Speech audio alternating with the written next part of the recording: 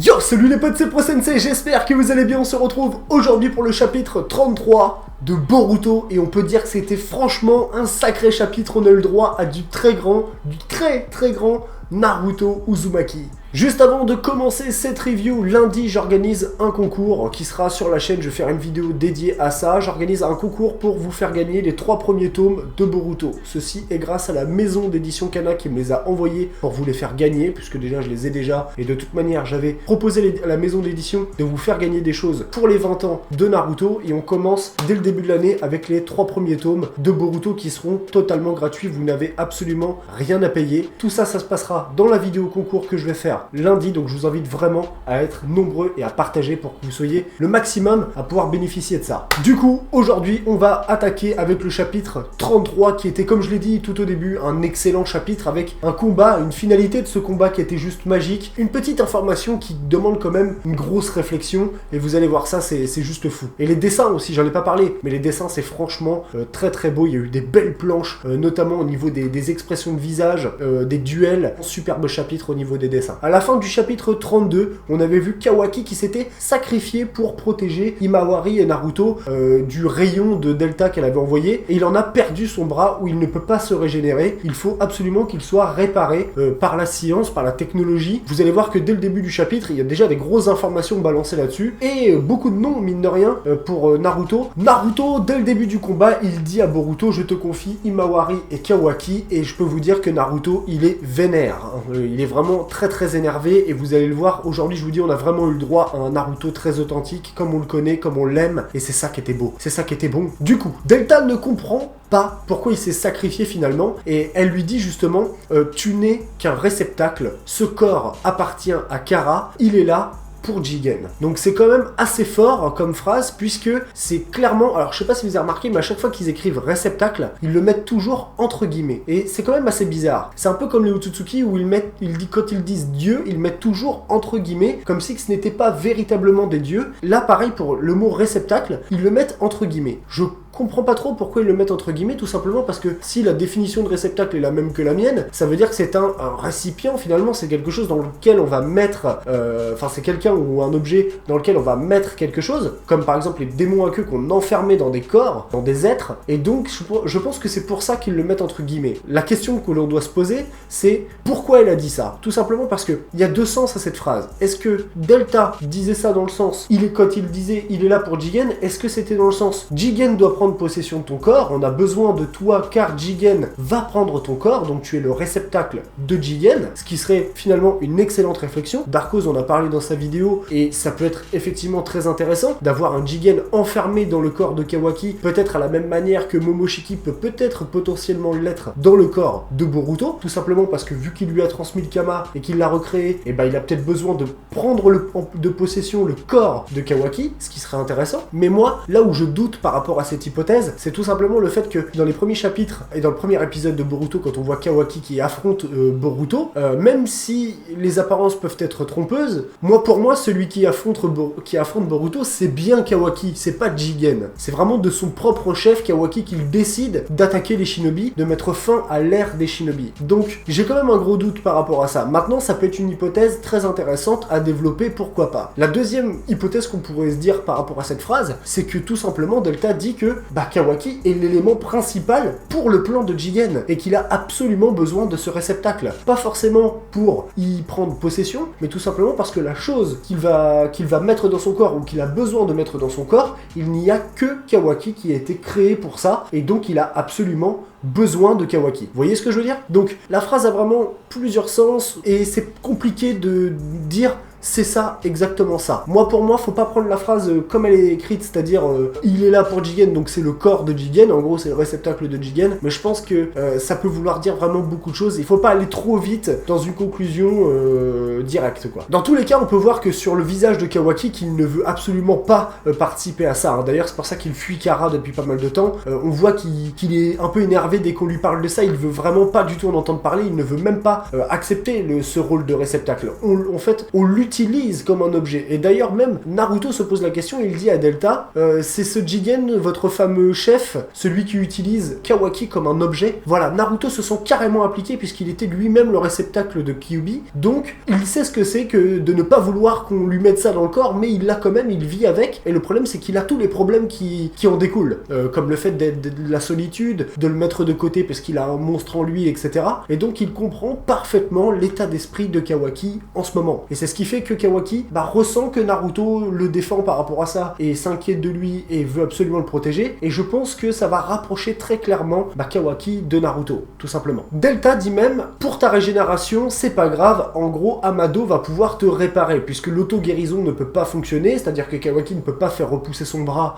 ou il ne peut pas être régénéré avec du chakra, donc il va être obligé d'être réparé physiquement, voilà, comme un outil scientifique ninja. Et c'est quand même assez intéressant, puisque comme je vous dis, Naruto s'interroge par rapport à ça, et mine de rien, Naruto vient d'avoir 2 noms en plus de Delta, c'est-à-dire qu'il vient d'avoir le nom de Jigen, qui est nommé comme le chef de l'organisation, et il a également le nom de Amado. Et peut-être le fait que Naruto parle de Amado Akatsuki, on va peut-être avoir un petit peu plus d'informations concernant ce mystérieux Amado, qui est quand même très fort, c'est le cas de le dire. Après ça, Delta dit à Naruto, ne te mêle pas de ça, ça ne te concerne pas, de toute façon tu vas mourir maintenant. Et Naruto s'énerve en lui disant, ah bah vas-y, viens, on va voir si t'en es capable. Il est vraiment remonté, il est très énervé, et le combat reprend. On a affaire encore à des phases avec la première droite qui se met, la double patate où t'as Delta qui en met une en même temps que Naruto, à la manière un petit peu de Dragon Ball, et d'ailleurs Darkos l'a également dit dans sa vidéo, mais il a raison, c'est que c'est beaucoup inspiré justement de Dragon Ball, la fameuse droite, même dans Dragon Ball Super, ils l'ont repris entre Freezer et Goku, quand ils se mettent tous les deux une patate en même temps, et déjà le combat démarre comme ça,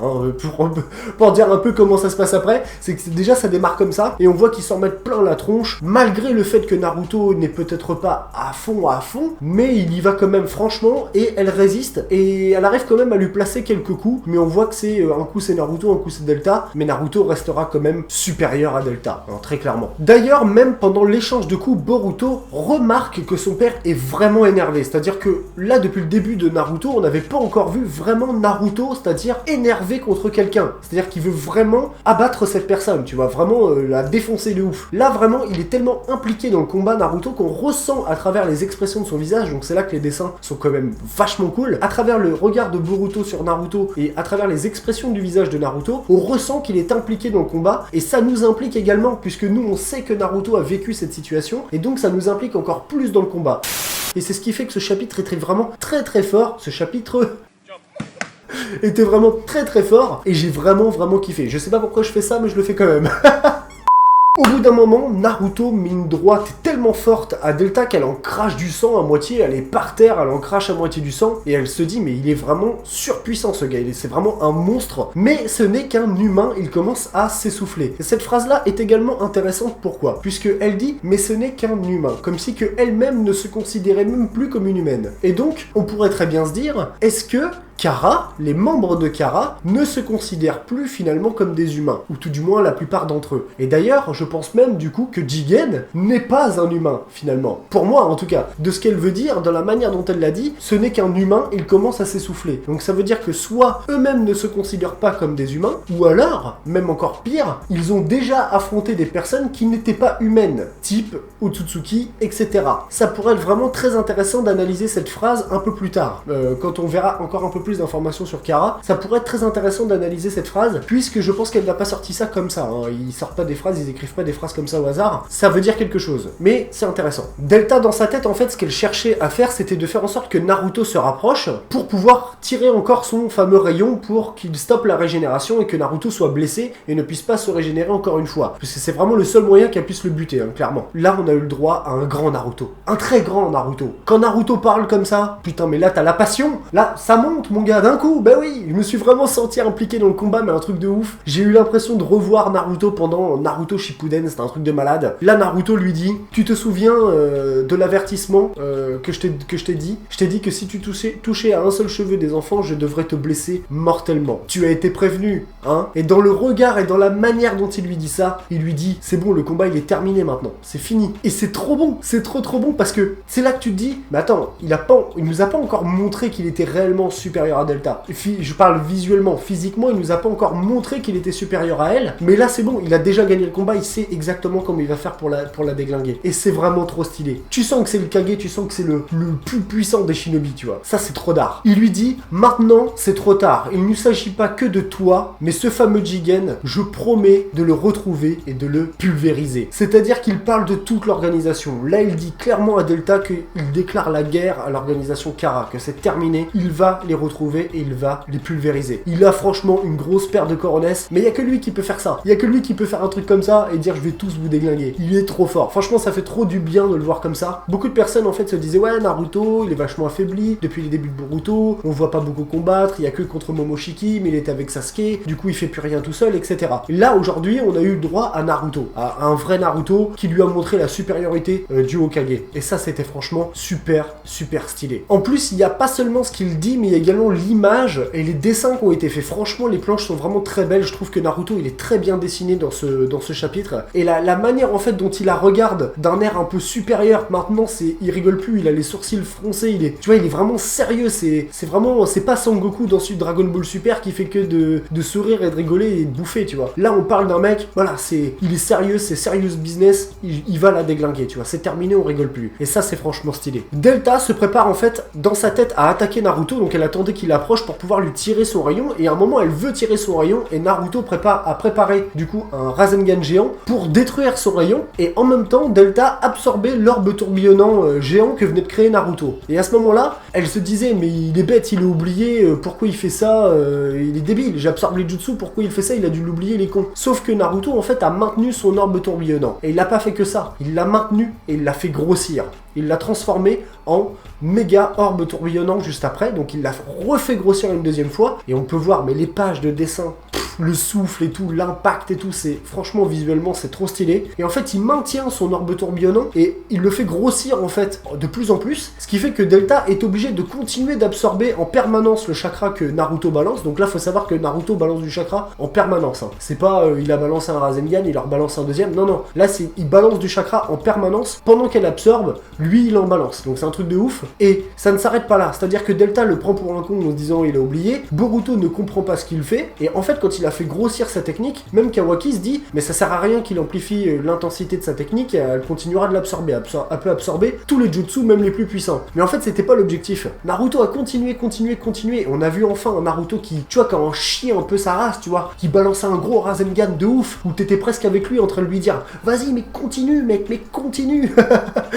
Non mais vraiment, t'es vraiment avec lui, tu vois, tellement il envoie du chakra de ouf. Et en fait Boruto lui dit non, je sais ce qu'il cherche à faire, il cherche à détruire son mécanisme. En gros, Naruto sait que Delta absorbe les jutsu, mais pendant qu'elle absorbe, elle fait rien d'autre, et Naruto s'est dit, vu qu'elle m'a envoyé un Rasengan exactement à l'identique de comment je l'ai envoyé, ça veut dire qu'elle a une limite de stockage, et qu'elle renvoie simplement la technique comme elle l'a prise. Il y a forcément une réserve de chakra qu'elle ne peut pas absorber plus, tu vois, elle absorbe une certaine quantité, mais elle peut pas tout absorber. Qu'au bout d'un moment, Delta, son œil a carrément saturé, il a sauté. Faut savoir que pour faire sauter l'œil de Delta, Naruto est monté jusqu'au méga orbe tourbillonnant, et en permanence, hein. Depuis tout ce temps-là, il était en train d'envoyer du chakra en permanence dans le truc, et elle a continué de l'absorber en permanence. Et c'est vraiment un truc de ouf. Il y a même un moment où Delta s'est demandé comment Naruto pouvait avoir autant de chakra. Où est-ce qu'il pouvait bien tirer autant de chakra? Et c'est la preuve qu'elle était très mal renseignée sur la personne qu'elle affrontait. Pour être très clair, là Delta elle a peut-être perdu ce combat, mais clairement elle est tombée sur le mauvais adversaire. Elle serait tombée sur n'importe quel autre adversaire qui n'avait pas autant de chakra que Naruto, c'est-à-dire quasiment tout le monde, elle aurait très bien pu gagner ce combat. Vraiment. Parce que là elle est vraiment tombée sur le seul adversaire qu'il fallait pas, quoi. Elle est tombée sur le mec qui a le plus de chakra au monde. Donc c'est un peu compliqué pour elle. Naruto lui donne les explications, le pourquoi il savait que de toute manière son truc il allait sauter à un moment ou un autre avec la limite de stockage de chakra que je vous expliquais juste avant. Et là on a encore eu le droit du grand Naruto, parce que Delta, elle lâche pas l'affaire. Elle fonce sur Naruto pour lui mettre un coup. Enfin peut-être lui balancer son rayon laser. Sauf que Naruto cette fois-ci, il lui a dit c'est terminé, c'est niet. Je t'avais prévenu de pas toucher aux enfants. Il prépare un hyper méga orbe tourbillonnant tourbillonnant, le plus gros Rasengan jamais créé. Un truc énorme, mais vraiment énorme. Il y avait le Odama Rasengan, donc le méga orbe tourbillonnant. Il y avait le Sho Odama Rasengan, et là il a pris un truc encore plus gros, un truc mais gigantesque, où Naruto il est tout petit à côté de l'orbe tellement c'est énorme. Et il dit à Delta, tu n'as pas encore pris une attaque de plein fouet depuis le début, et bah déguste bien celle-là, et il lui met un gros Rasengan, mais de ouf sur la tronche, et tu vois que tellement le Rasengan il est énorme, que Naruto il est tout petit, Delta il est en plein milieu du Rasengan, elle est en train de se faire défoncer, ça fait un immense cratère dans le sol, et tu vois Delta qui est tout au fond de ce cratère, allongé par terre comme ça, il l'a complètement détruite, il l'a mais déglingué de ouf. Par contre on a bien vu qu'une fois qu'il a vu que Delta elle était au fond du trou morte, il y a eu quand même un relâchement de chakra où il est tombé par terre et piou, putain, là il a mis le paquet, tu vois, mais il voulait absolument la one shot. En gros il l'a one shot, hein. Mais clairement, parce que depuis le début il se mettait des droites et tout, mais elle avait pas encore bouffé une seule technique de Naruto. Pas de Rasengan, pas de Rasen Shuriken, rien du tout. Là Naruto il lui a fait bouffer une méga orbe tourbillonnante dans les dents, mais de ouf quoi. En plus les planches étaient magnifiques, c'était vraiment juste ce qu'il fallait. Moi pour moi encore une fois je le répète, mais Delta est tombé sur le mauvais adversaire. Hein, ça aurait pas été Naruto, elle aurait très bien pu gagner le combat en absorbant les techniques, ça aurait été compliqué. Maintenant il y a encore aussi une autre chose, c'est que Naruto n'a pas utilisé de clone du combat. Moi je me dis il doit y avoir une raison pour ça, parce que normalement Naruto il utilise toujours des clones, et surtout que ça lui aurait donné clairement un avantage, notamment pour le corps à corps, pour arriver à lui mettre un jutsu, je sais pas, par derrière ou par le dessus ou quoi que ce soit, et le fait qu'il n'ait pas utilisé de clone, ça me paraît quand même assez bizarre. Donc moi je me demande si Naruto, en même temps qu'il combat, il n'a pas des clones dans le village en même temps, en train de faire son boulot de Kage. Mais c'est bizarre, normalement c'est Shikamaru qui a pris le relais en attendant que Naruto soit en compagnie de Kawaki, et donc c'est quand même assez bizarre que Naruto n'ait pas fait de clone. Je veux dire en plus Delta ne pouvait pas absorber les clones, donc ça aurait pu être bien qu'il utilise les clones dans le combat. Je sais pas pourquoi il n'a pas utilisé de clones lors du combat. Je n'ai pas d'explication. Si vous en avez une, n'hésitez pas à me le dire en commentaire, je serais vraiment curieux, mais il n'y a pas d'explication. Et là du coup ça se termine par un happy end, c'est-à-dire que là le chapitre il est terminé, on voit juste Naruto qui est par terre, qui fait un pouce à Kawaki, et Kawaki qui lui sourit, mais vraiment très très légèrement. Je sais même pas si on peut considérer ça comme un sourire, mais qui le regarde, qui admire finalement Naruto. Je pense que Kashin Koji connaissait déjà l'issue du combat avant même qu'il commence, et c'est pour ça que quand il a vu Delta passer dans le village, il lui a dit voilà, qu'est-ce qu'il a fait? Bah oui, tu m'étonnes, elle s'est fait déglinguer. Mais dans tous les cas, Naruto était vachement affaibli, ça aurait peut-être été le moment pour lui peut-être d'intervenir. Mais pour moi, il n'interviendra pas. Je pense qu'il va continuer d'observer et d'attendre vraiment que Kawaki soit un peu plus libre peut-être pour venir le récupérer, ou pourquoi pas enlever un autre des enfants. Puisque là, le seul qui est vraiment sous protection, c'est Kawaki. Mais il pourrait très bien, comme on l'a déjà dit, enlever d'autres enfants. Dans tous les cas, on n'a pas vu Kashin Koji du chapitre, on n'a pas vu, pareil, les autres membres de Konoha ni Konoha. On ne sait pas vraiment qu'est-ce qui se passe dans le village. Moi je pense qu'il faut pas non plus aller trop vite dans la conclusion de Kawaki et le réceptacle de Jigen. De toute manière, c'est l'élément principal pour le but ultime de Kara. Il a peut-être besoin de Kawaki pour quelqu'un d'autre, c'est-à-dire de préparer un réceptacle pour quelqu'un d'autre ou pour quelque chose d'autre. Vous voyez ce que je veux dire? Pour moi, faut pas trop partir trop vite dans le Jigen réceptacle de Kawaki. Voilà, c'est simplement mon avis que je donnais. N'hésitez pas à me donner le vôtre en commentaire. N'oubliez pas le concours, s'il vous plaît, de participer. Lundi, je ferai une petite vidéo très courte pour vous expliquer le concours. Merci à tous d'avoir regardé cette vidéo. J'espère que ça vous a plu. J'espère que vous avez passé un bon moment avec moi. Comme d'habitude, n'hésitez pas à liker, à partager et à vous abonner si le cœur vous en dit. Et j'ai plus qu'à vous souhaiter une excellente fin de journée. À très bientôt. Ciao, ciao!